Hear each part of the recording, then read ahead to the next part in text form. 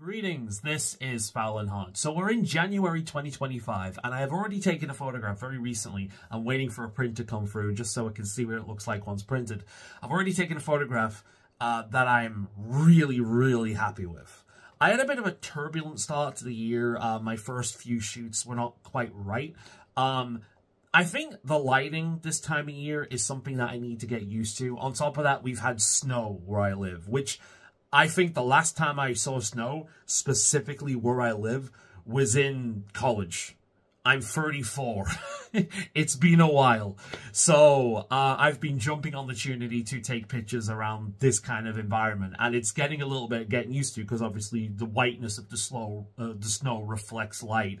So the lighting's a bit different. But I've taken one photograph recently that I really like. I'm super happy with it. I'll give you a quick preview here. And that has kind of inspired me to do this. It's very self-indulgent. I'm tooting my own horn here, but I'm super happy to be back into photography again, and I want to share my passions with people. So this is my own personal choice of my top 10 favorite shots from 2024. Now, if you want to see the whole list of what I did last year, throughout the year, then there's a video link down below for exactly that. But this is just my personal choice for what I think are my, well, what I consider to be my favorite shots throughout the year. Some of them are quality, some of them are good composition, but overall, it's because of the feeling I get from them, the vibe and what they mean to me, what exactly they represent to me, and so on and so forth. So I hope you enjoy. So starting off in number 10, we have this picture of a crow. This is one of the last pictures I took of 2024. This was in December. What I like about this is it perfectly captures the feel of that time of year. Everything's dead, the sky is white and dull, and it's just got the lighting of the period. Like, you can see the blue lighting in the background behind the trees here. It's an image that looks cold. It very much encapsulates late December, moving on into like New Year, January. And a lot of people don't like that weather. They don't like that time of year. But personally, I do. I love autumn and I love winter. I like the feel of biting cold on my face as I get up early in the morning and walk the dogs. I like the less harsh brightness of the sun. I like the quiet of this time of year because there are just few people out. In fact, I specifically remember that shoot, there were very few people out because it's late December, it's cold, it's dull, people just want to be in. And because of that, it was a more peaceful shoot than usual, and the animals were a little bit more willing to be around because less people. I am also a big fan of like the goth imagery. And this is very goth. This is very goth. I'm a big fan of The Crow, for example. It's one of my favorite movies. And the image kind of encapsulates a lot of things that are just comfy to me. Even if a lot of people wouldn't appreciate it in the same way I do, I find this image to be a very comfy image. I can almost hear the crow every now and again going, ah, ah, as it just sits there. You know, I like the feel, I like the vibe of this image. It's very to my taste. I've taken better quality images. As you can see, like, the quality is a little bit blurry.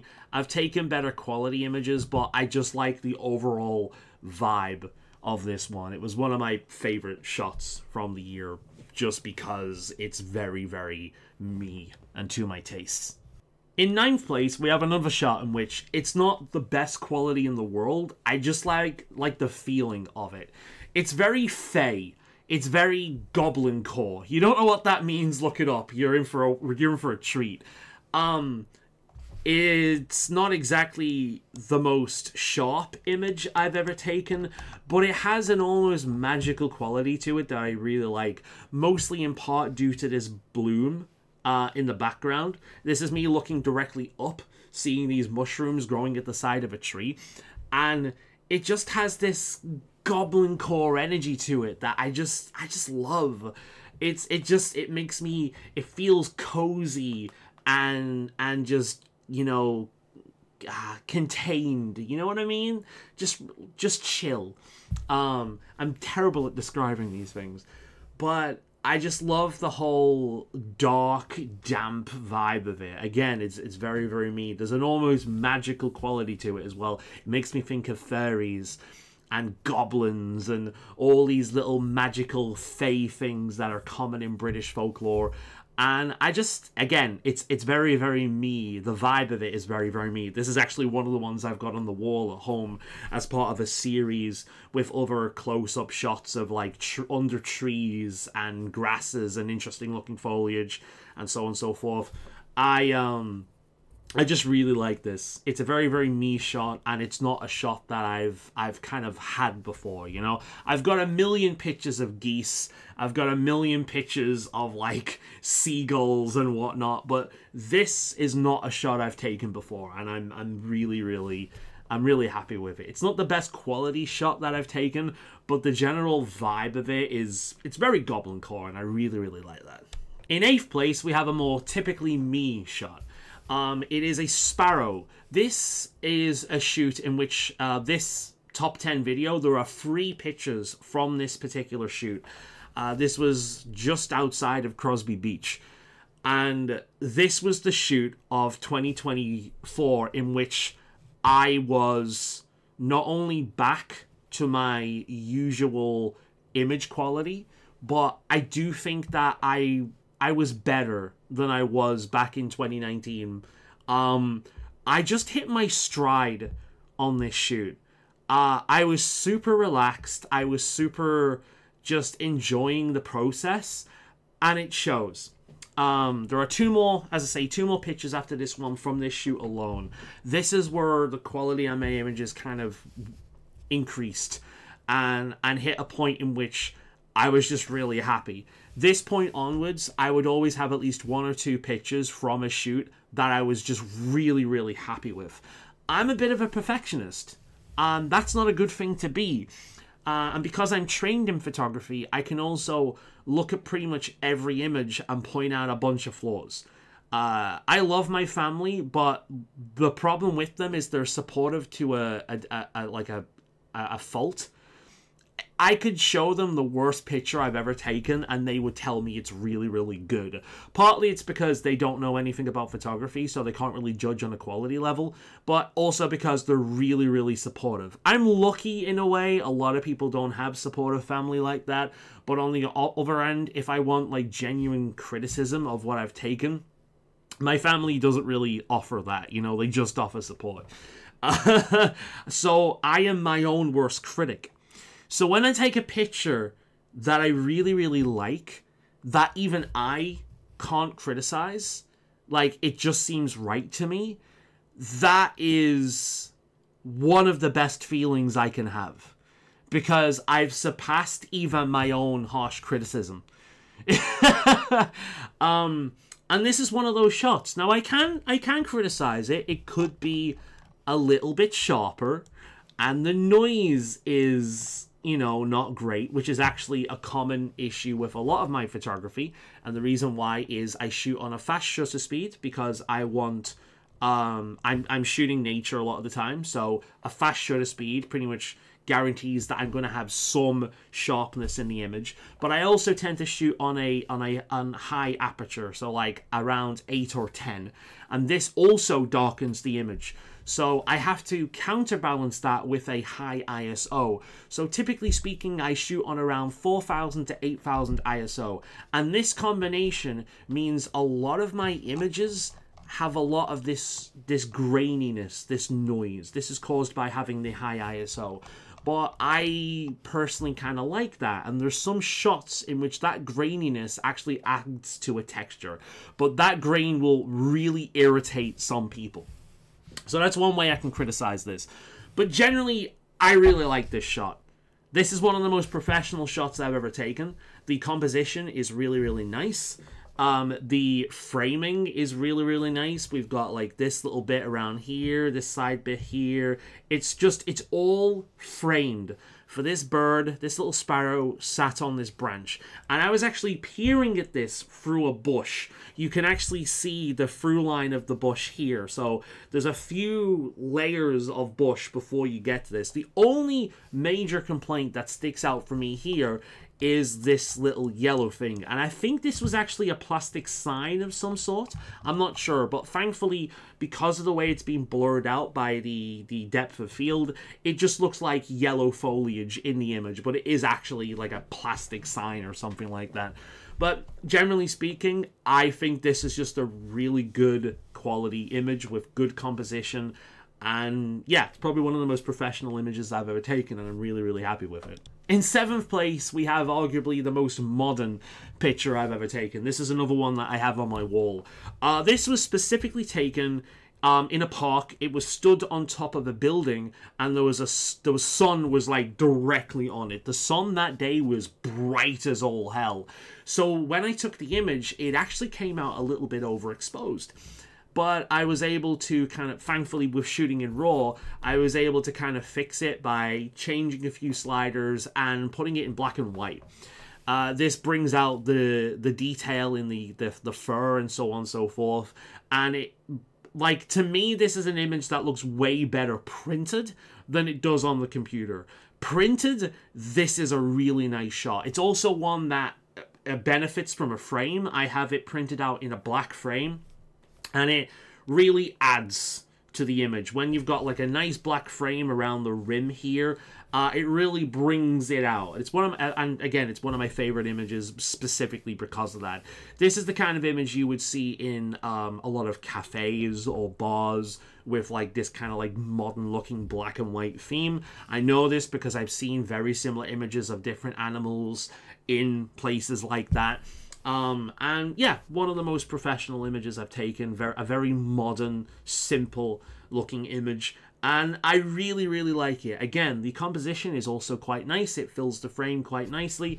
Your eyes naturally travel around the beak and then down to look at the detail of the feathers and then back up again to here. I'm a fan of it. Again, a lot of grain, as you can see. It's not the sharpest image I've ever taken, but there is enough detail here. And it's definitely an image that looks a lot better when it's printed, because it really brings out those blacks. It really brings out those dark details without losing any of the detail, I suppose. It looks a lot better printed, which is why I print every shot that I end up with, because a lot of photography, it looks very, very different on printed paper than it does on a screen. It also depends on the screen you're looking at. I have 2 screens right now, and the screen to my right, it actually looks a little bit better than my main screen. That's because it actually darkens the image, and the screen on my right is also a lower resolution screen, so it all kind of comes together a lot nicer. It shows a lot of the flaws a lot less, so it looks a little bit better.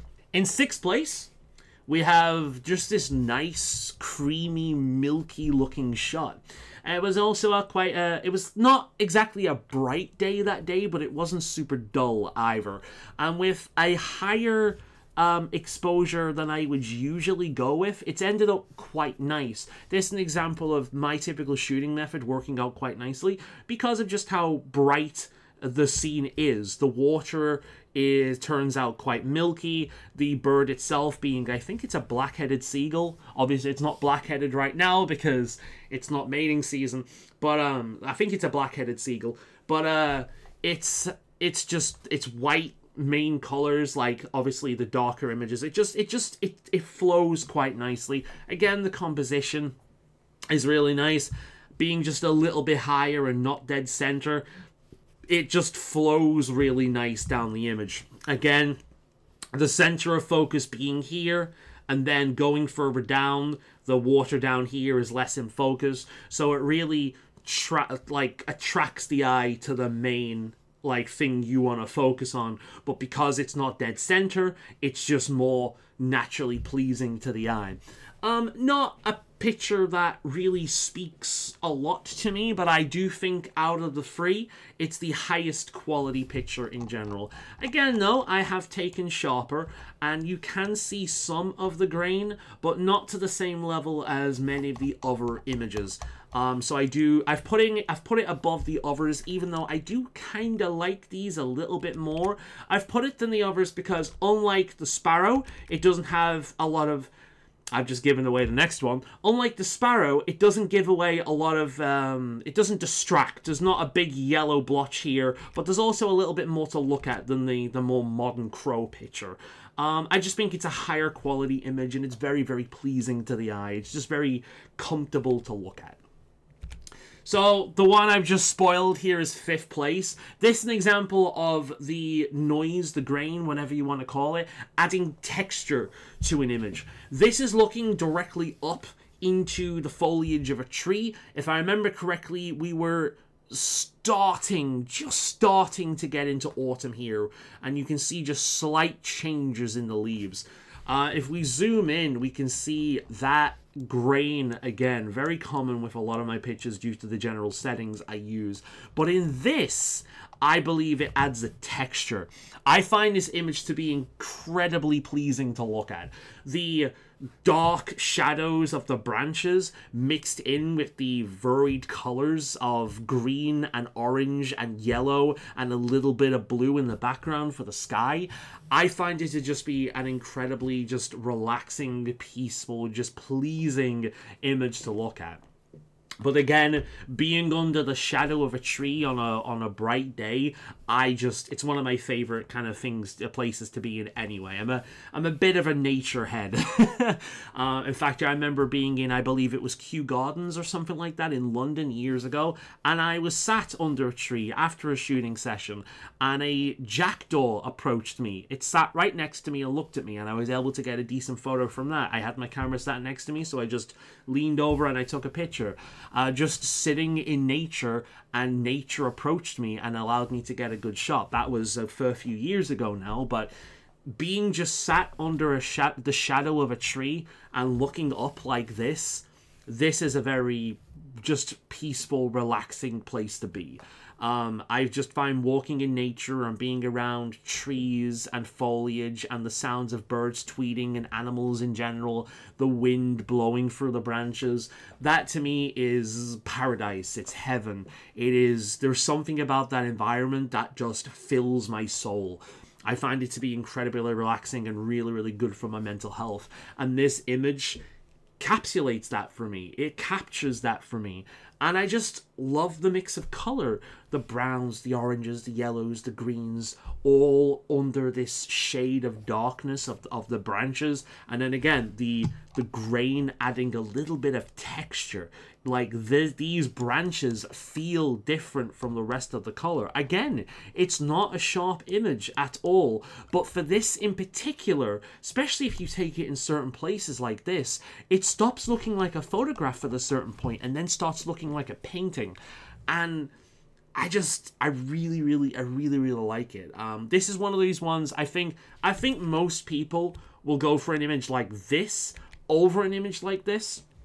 But this is why photography is an art as well as a science. There is a science behind it, but there's an artistry in the eye and what attracts individual viewers and photographers to specific images.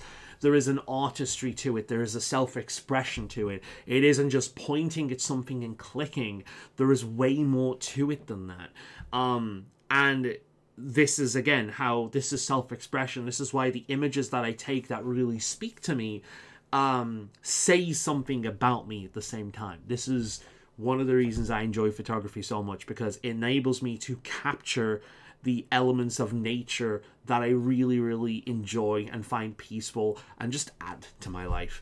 And this is a perfect example of that. This is an image that is beautiful to me, but also comforting. And I don't know whether a lot of people will get that same vibe from it, but that is what it makes me feel. Again, this is another one that I have on a wall as part of the same series as the mushroom. for similar reasons. This is one that I know for a fact isn't popular with a lot of people other than myself, and the major reason for that is this little thing up here. Everyone seems to look at this and think it's a spider. I don't think it's a spider because this leg is way too long for this. I think this is a dandelion seed that has lost a lot of its little flying bits. I think this is a dandelion seed.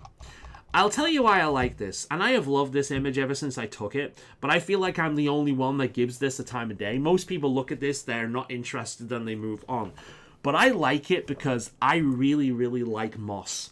And I will tell you why I like moss. Moss is the fur of plants. It is soft and fluffy and can be even warm depending on, you know, the weather and whatnot. It is like plant fur. So when you see this growing on a tree, it's like that tree has green fluffy fur. And I just think that's really cool and adorable. Moss is a really pleasant thing to just run your hands through. It's a very tactile thing in nature, and I love it. I love it so much. Serpa Designs on YouTube, before he moved on to these big projects, when he did more smaller stuff, moss, especially Serpa moss, was his bread and butter. Moss adds so much life and texture and personality to many of these little terrariums he used to make. And I like this primarily because of this little section right here.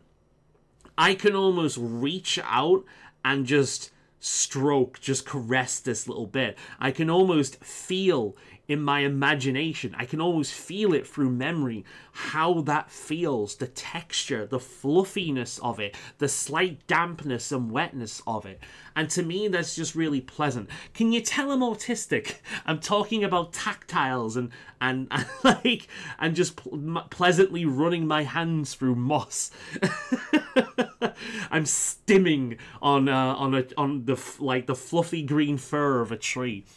But I also like the depth of field here. Like, the eye is naturally drawn to this little bit initially because it sticks out, and then down here to the green bit, and then this little brown bit down here, and then you start to wander around this in like this more sharper area before flowing down here into the less like sharp, more blurred out area due to the depth of field.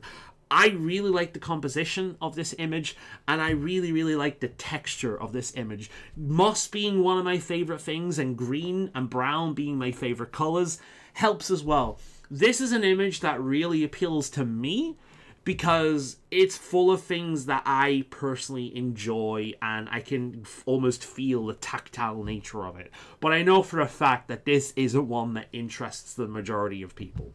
In third place, we have another one from Crosby Beach. This was probably one of the first photographs I've ever taken that looks like something I've seen in, like, books before. This looks like something that was taken in, like, Africa or something like that. I don't know the name of the birds, but the beach was absolutely full of them. And in order to take this, I slowly moved down the beach and just got a little bit too close to them. I didn't overly scare them. I just walked very, very slowly. And when I got a bit too close to them, they'd all fly away like this. And when one moved, several other would move. And I must have taken about, I want to say like 30, 40 pictures of that specific thing alone, just walking down the beach. I've got several different angles, but this is the one that really struck me because there's so much going on. There's all these flying ones here. Again, it's not simple, it's not straight. There's a nice diagonal thing going on here.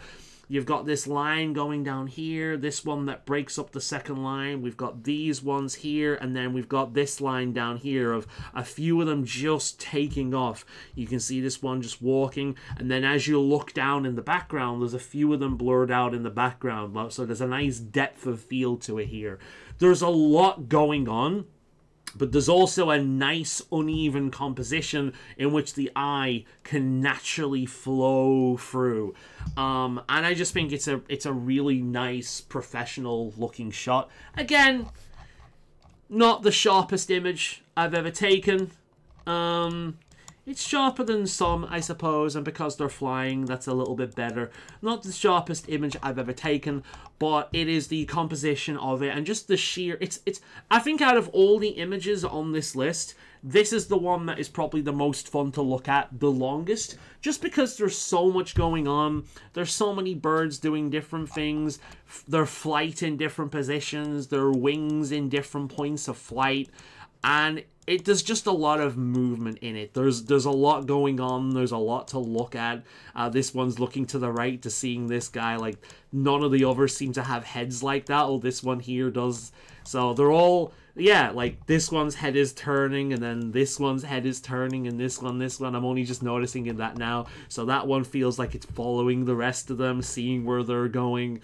There's a lot going on. I think it's really nice to just sit back and enjoy the chaos of it.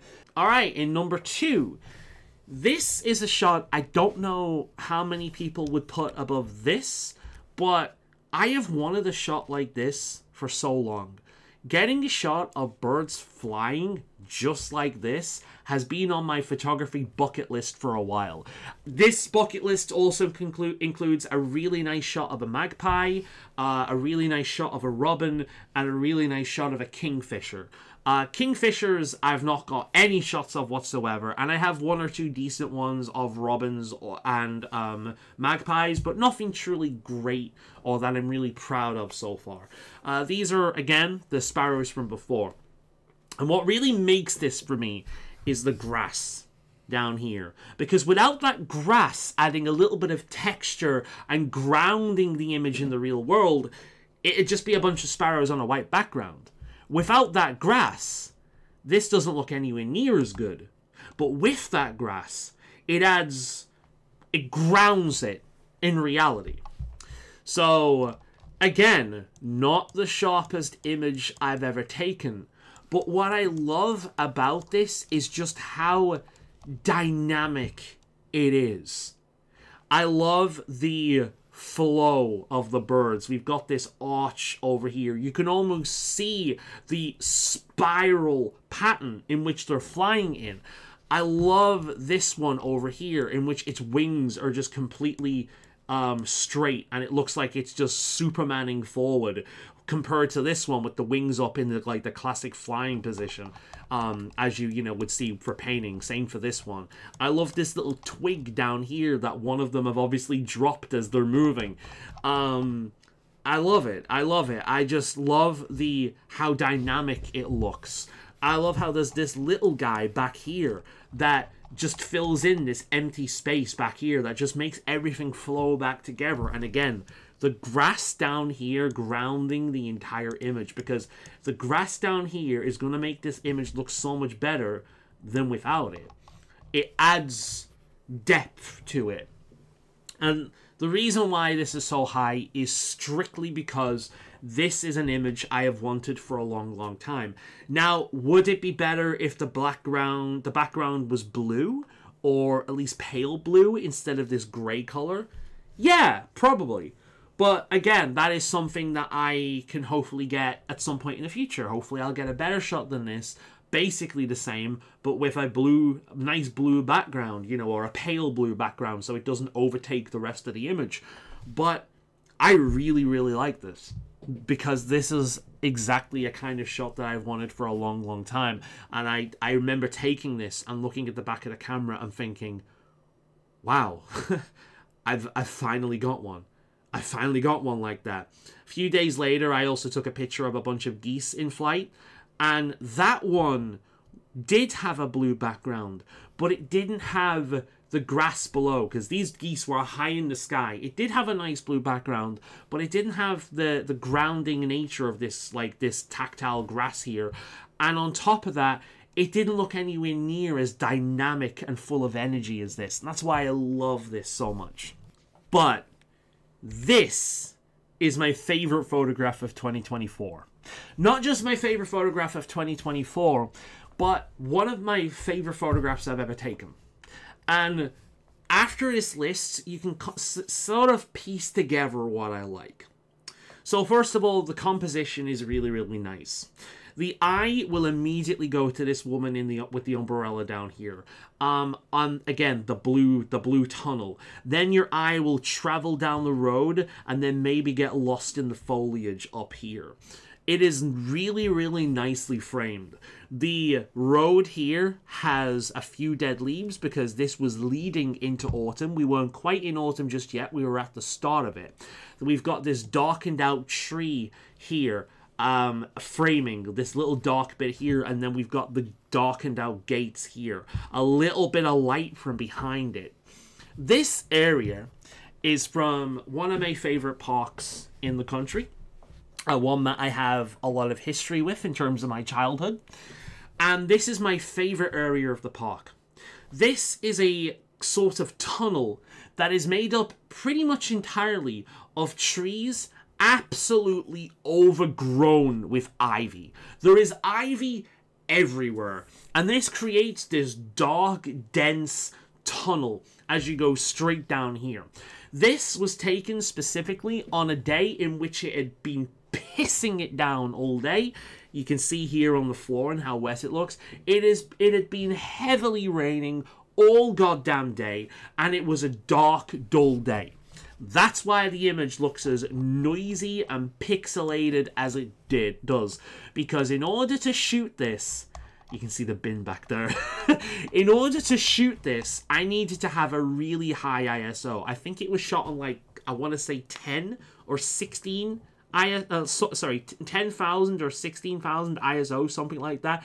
Really, really dark area, way darker than this.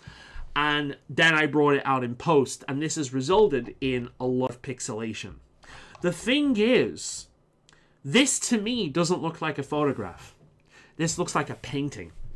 And that level of pixelation has added to the fact that this just looks like a painting. This looks like a painting to me. It's not the sharpest image in the world. It's full of pixelation. And I absolutely love it. This is a great example of the rules being broken, standards being broken, but still ending up in a really, really beautiful image. I am so proud of this, but it's more than just the image itself. The composition, the framing, all that kind of thing. The way the eye naturally travels and wants to explore the whole image from this point through this to the light down the road, maybe looking here at the last resort after you've looked at everything else. The way this tree really stands out and backlit, the way this tunnel really stands out, the beautiful kind of like, you know, framing of the road with the dead leaves, this little break over here with the dead log, just so it splits up just a little bit so it's not too perfect in its lines. It looks so natural, and I love how it looks like a painting. But this was getting into autumn, and autumn is my favorite time of year. I love the colors. I love the crunch, crunch, crunch overfoot. I love Halloween. I love pumpkin spice lattes. I love the clothing around that time of year. And again, I'm weird. I love heavy rain. I love being in heavy just rain or rain in general. I find it to be incredibly relaxing. This is the favorite part of one of my favorite parks in the country, one of which I have a lot of history in. In fact, when I got into photography for the first time, when I was young, some of the first photographs I ever took was in this park. I remember kneeling down for the first time to try and get a better angle, and I was only a kid with a camera at the time, and I remember a bunch of adults around me laughing, not mocking, but thinking, oh, look how cute that is, you know, look at the little photographer kind of thing. But I remember that, and that, what started out as a cute little kid taking pictures, like emulating what he'd seen, which is what other people saw. I wasn't emulating, I was getting a better angle, because that's the artistry of it. Even when my technical skills of photography wasn't great, I had the eye for it. I took up photography initially because I was the only member of my family that could take a picture without cutting people's heads off. And you know, I could actually frame the camera properly. I knew that I had to look through the camera instead of pointing it in the general direction and pressing a button. You know, I was the only one in the family that could actually take a fucking picture. That's why I took it up in the first point. Specifically my mother telling me, you know, you take a really good picture. That's when I decided to take it up. Just a random passing compliment from my mother. And it became an incredibly meditative experience in which I had an excuse to spend time in nature and around animals, just sitting there enjoying its presence and having an image, a visual memory that will hopefully live as long as I do, maybe even longer, of that experience, of those experiences. And as you can tell through this list, these are more than just pictures for me. They're memories, they're feelings. There's so much more to them than just an image. And I really hope that my passion for this art and the process behind it really comes through in this video and shows you why I do this. I do actually find it very, very difficult to sit here and praise myself. I find it very, very easy to shit over myself and point out flaws in my work and so on and so forth. But when I can actually sit here and give myself compliments on things and say, hey, I did a good job here, I really like what I did here, that is a good feeling. That is a good feeling.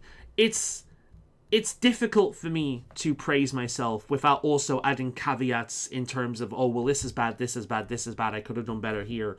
I'm far more negative towards myself than anything. But, yeah, photography, I really enjoy the process. I really enjoy the environments I've chosen to be in when I take pictures. And when I can take a picture like this, that is an incredibly me picture, coming close towards one of my favorite times of year, in one of my favorite places, in one of my favorite environments, doing one of my favorite things, and getting an image that was what is one of my favorite pictures I've ever taken, that's a good fucking combination. That is a really, really good combination. I love this shot. And this is actually a shot I've received several compliments over. One person actually suggested that I get it printed. I actually did get it printed. I got it printed on canvas, and unfortunately it darkened the image a lot. I should have got it printed on aluminium or just a basic poster print, because yeah, the canvas really, really darkened it, unfortunately. You live and learn. But I love this shot, I really do. And you know, considering the fact we're in January right now and I've already taken a shot that is another moody landscape shot that I showed at the start of the video, that also has many of those elements that I really enjoy. You know, the fog, the dark lighting, the obviously cold environment, the things that I find really peaceful and relaxing that most people just want to run and escape from. Yeah, it's things like that show these images are very, very me. They're an expression of me. I'm not just pointing a camera in a direction, choosing the right settings and clicking. On a technical level, that's what I'm doing. But on an expression level, these images are me. They're an expression of what I enjoy, what I like, what I find relaxing and soothing, what I find exciting, what fires up my passions. And again, I hope that's really come across in this video. If you watched this whole thing, thank you very, very much. Hopefully I take enough shots this year that I'm proud of to do another one of these next year. Well, this year. We're in 25 now. Time. Oh, it's very, very relative. I'll get there eventually. Thank you very much for my for indulging in my rambly ways. I'll see you some other time.